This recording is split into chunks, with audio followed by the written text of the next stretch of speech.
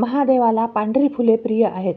पांढऱ्या रंगाच्या फुलांमध्ये पवित्रता, समर्पण आणि भक्तीचा भाव असतो. त्यामुळे महादेवाला पांढरी फुले अर्पण करणे शुभ मानले जाते. महादेवाला पांढरी फुले का प्रिय आहेत? पवित्रता आणि समर्पण. पांढरा रंग हा शुद्धता आणि पवित्रतेचे प्रतीक आहे. महादेवाला पांढरी फुले अर्पण केल्याने भक्त आपली भक्ती आणि समर्पण व्यक्त करतात. नैसर्गिक सौंदर्य. पांढरी फुले निसर्गाच्या सौंदर्याचे प्रतीक आहेत. महादेवाला निसर्गाची आवड आहे, त्यामुळे पांढरी फुले अर्पण करणे त्यांना आवडते. नकारात्मकता दूर करणे. काही लोकांच्या मते पांढरी फुले नकारात्मक ऊर्जा दूर करून सकारात्मकता आणण्यास मदत करतात. महादेवाला पांढरी फुले अर्पण केल्याने नकारात्मकता दूर होते असे मानले जाते. शिवाची आवड.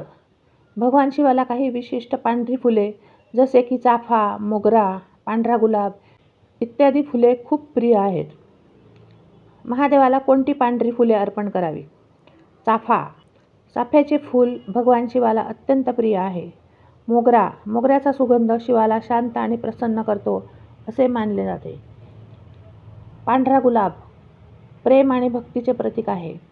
दुर्वा. दुर्वा देखील शिवाला प्रिय आहेत आणि ती पूजेमध्ये वापरली जातात. महादेवाला पांढरी फुले अर्पण करताना ती स्वच्छ आणि ताजीतवानी असावी.